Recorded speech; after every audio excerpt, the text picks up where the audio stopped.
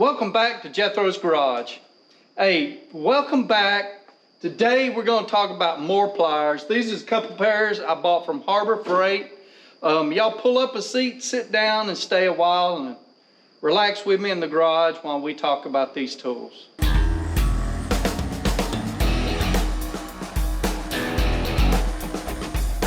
So here's what we got today. We have the Pittsburgh push pin pliers. Model number 63700, $9.99. They have a lifetime warranty, made in China. And we have the Doyle 5-inch tweezers, tweezer pliers, 57792 is the model number. They are $7.99, lifetime warranty, made in Taiwan.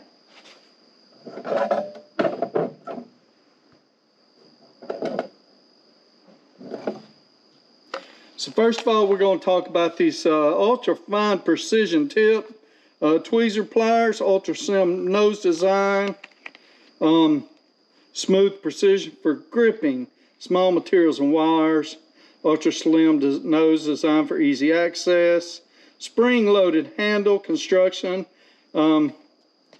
provides optimal content carbon steel construction for lasting durability. These are the Doyles, designed to last for generations.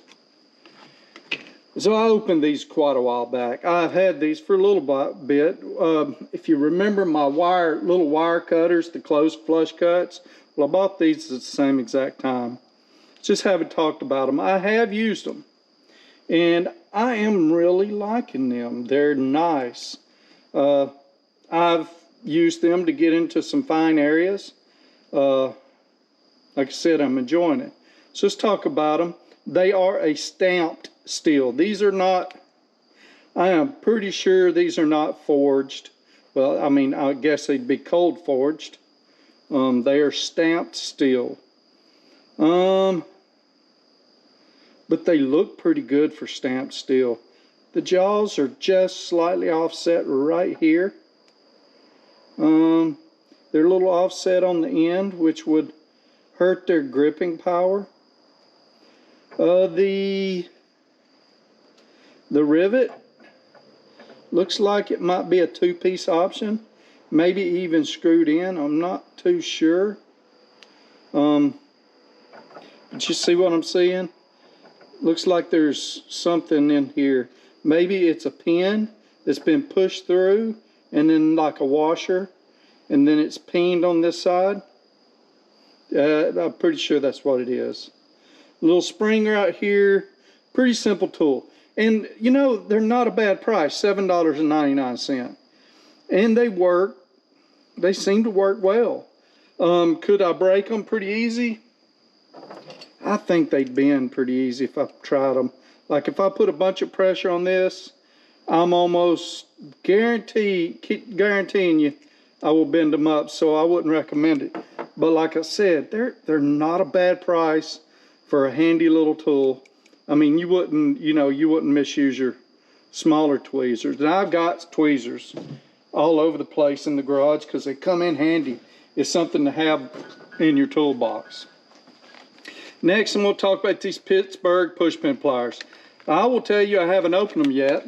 I bought these after needing them. Had to replace a oil pan on a car. A person had busted their oil pan, and it was a family member. And I had to pull the oil pan off and put a new one on for them, and part of the cover underneath was still attached. It broke about half of it, but it was held together with these push pins, and I didn't have the proper tool. Now, I don't know if you've seen what they look like. I've tried to look for some here in the garage.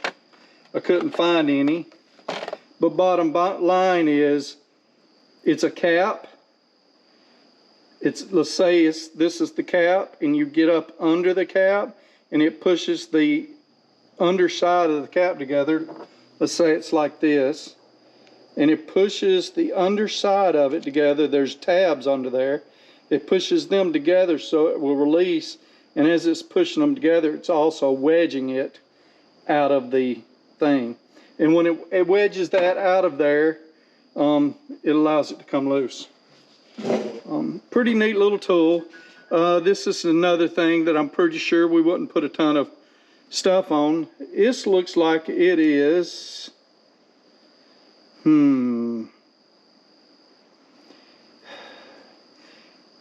think it's a stamped steel. Yeah, it is a stamped steel, but they don't do a whole lot of stamping. And then they go in and grind it to where it needs to be. That's what it looks like.